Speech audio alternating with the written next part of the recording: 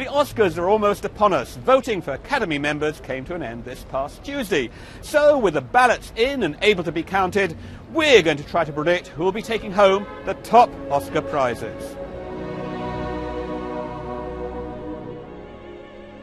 My guess is that the Best Adapted Screenplay prize will go to Lincoln. Tony Kushner will be rewarded for crafting a fine, intricate screenplay focusing on the last 4 months of President Abraham Lincoln's life as he fought for the abolition of slavery.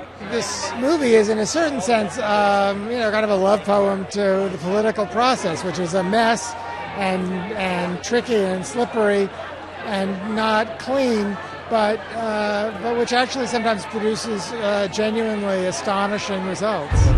For Best Original Screenplay, I would have said a few weeks ago that prize would go to Mark Boal for his Zero Dark 30 script. But because of all the controversy surrounding the picture and charges that it has rewritten history and overstated the role of torture in the capture of Osama bin Laden, Academy voters may feel disinclined to support it. So I expect Quentin Tarantino to win this trophy for Django Unchained, his very original revenge fantasy and love story screenplay set in America just before the Civil War, which satisfied many moviegoers. What's your name? Django. Then you're exactly the one I'm looking for. The Best Foreign Language Film Oscar has to go to the Austrian picture Amour. It's been on a roll ever since it was launched at the Cannes Film Festival last year. Well, as a piece of cinema, I think it's immaculate. I mean, I've seen it more than once, and there's almost not a camera movement that's wrong. There's nothing that's out of place. It's just done perfectly. Best Animated Feature, all signs point to that Oscar trophy going to Disney's Wreck-It Ralph, the story of a video game villain who's tired of being the bad guy. Well, I think, there's a really great moral message in the film itself, which is talking about be true to who you are. Don't try and be something you're not. And I think in today's world where there's so much pressure for kids in particular to try and be something that's idealistic, it's kind of nice to tell a story where we say actually be who you are inside. I dreamed a dream in time gone by.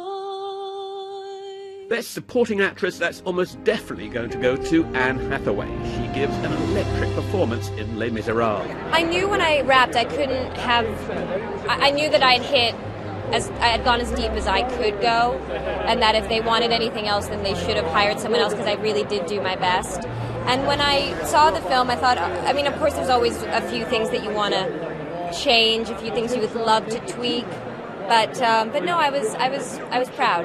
How can I hold that all men are created equal? Best Supporting Actor, that should go to Tommy Lee Jones, who gave a magnificent performance as a fierce abolitionist in Lincoln. Moving on to Best Actress, that's expected to go to Jennifer Lawrence for playing the enigmatic young woman who forms a bond with Bradley Cooper's character in Silver Linings Playbook.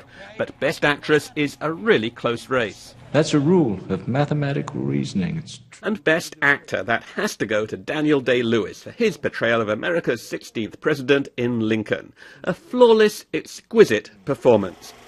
And finally to Best Picture, and the Oscar goes to Argo. If I'm doing a fake movie, it's going to be a fake hit. I would have said Lincoln a few weeks ago, but Ben Affleck's escape thriller is very popular in Hollywood. A studio film that really works, that Academy members would have felt very comfortable voting for. Now, just to give you some totals, expect Lincoln to take home 4 trophies. The musical Les Miserables will also win 4 trophies. Director Ang Lee's visually stunning Life of Pi will collect 3 awards, and Argo will end up with 2, one of which will be Best Picture. So that's Talking Movies' take on the Oscars.